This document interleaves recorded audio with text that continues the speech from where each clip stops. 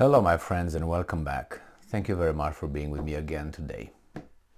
Maybe you met this person or this kind of person in your life, and that is a person who behaves badly and very authoritarian towards people who are beneath him, let's say in a company, who are his, executants, but very, very slavishly towards and very like a little dog with his tail between his legs when he deals with his superiors.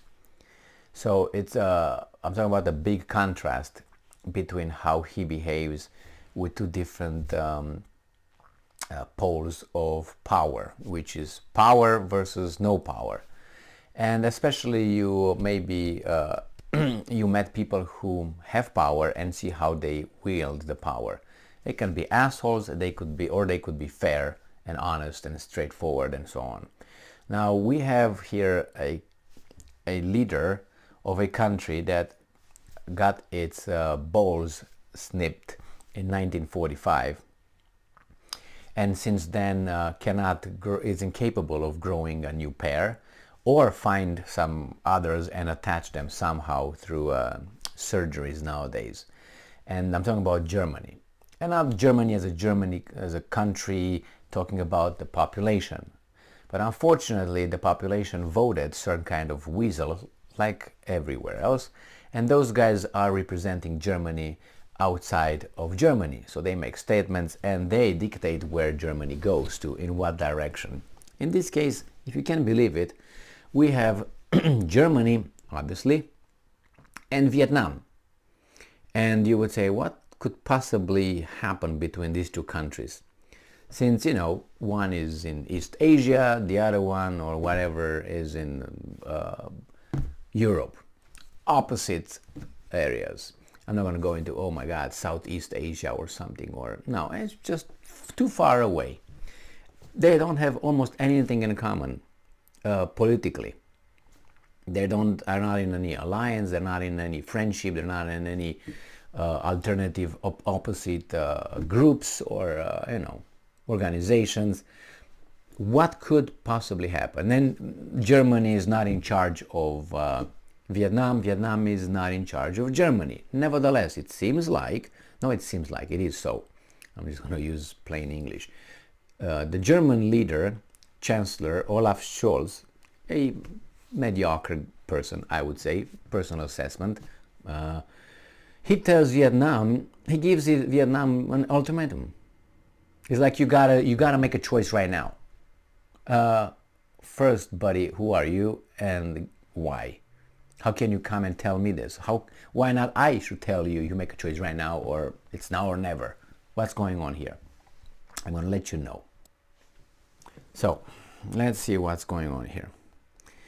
We have this article from Sputnik, and it's from yesterday, the 13th of November 2022.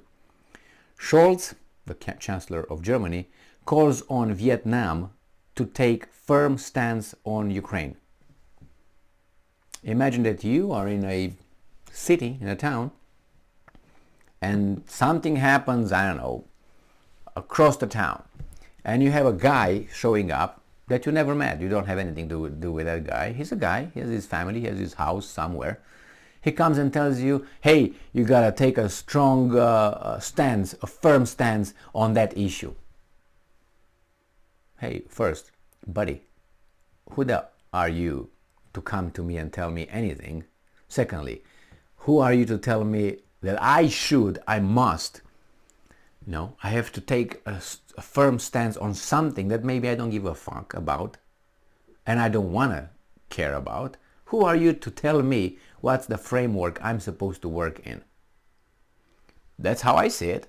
Because if you can come to tell me that and you think that you have the authority or I don't know exactly, you're in charge of me somehow, I didn't find out when that occurred, then what's going on here? And if you can come and tell me that, I think I can do the same thing to you.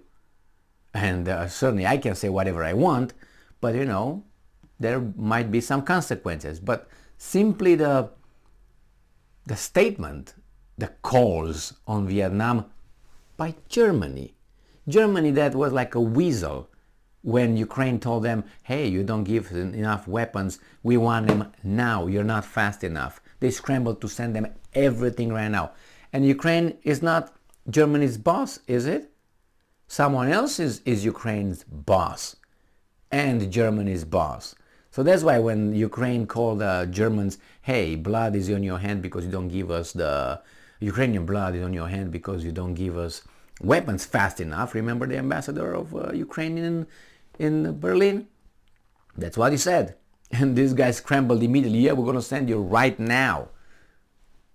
Where are your balls to say to Ukraine, shut the fuck up and just mind your own business over there with the Russians? It's not my problem. No, they were like exactly what I said at the beginning of this video. With a boss, you're yes. Okay, where do I kiss? Oh, over there. Okay, you know. And with these guys that you perceive as being your inferior or something, you are like, hey, you gotta, you know what I mean? Make a choice. You gotta. What? Who the hell are you? Scholz urged the Asian nation to assume a clear position, end quote, on the conflict in Ukraine. Why? As someone said, I can't remember what leader of a country, why do we need to have a position on this? Why should we care about this? Why do we need to take sides? That's what it was. Why can't we just say, we don't care, we're in the middle, we don't have an opinion on that. Why can't we? Who are you to tell us this?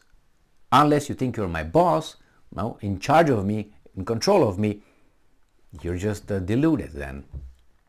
Which he called a breach of international law, fraught with a precedent effect, German news agency DPA said. Well, if you want precedent, you can look at Syria, you can look at Libya, you can look at Iraq, you can look at Afghanistan, you can look at Serbia, 1999, or Yugoslavia. You can look at many precedents, but why do you focus on this one? So you see, again, you're not honest, you're not fair. You have your agenda, and you come and tell me that I should do something that you didn't. And you were part of the bombardment of Yugoslavia, if I remember correctly, right? Didn't that create a precedent that we are now in Ukraine? No relationship? Hey, Germany, you were supposed to be the guarantor.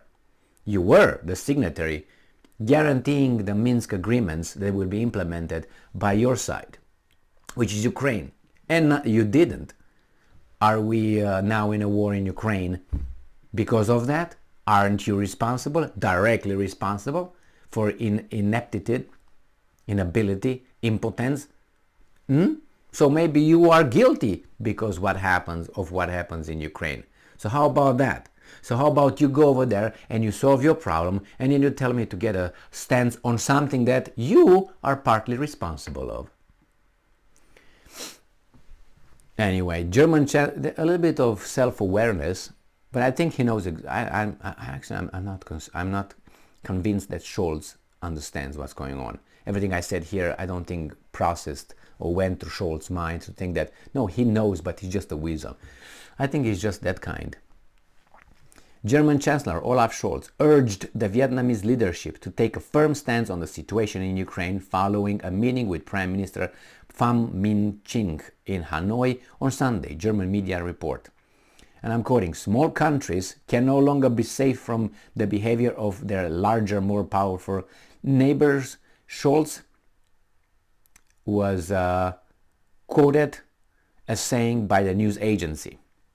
Well, so small countries invaded by big countries. How about Iraq? How about Yugoslavia? As I'm not going to the same list, but that's the way it is. You give me something that you created, solve that problem, clean your act, and then you come and talk to me respectfully. Thank you very much for being with me again today. Stay strong, stay smart, look for the truth, and be just.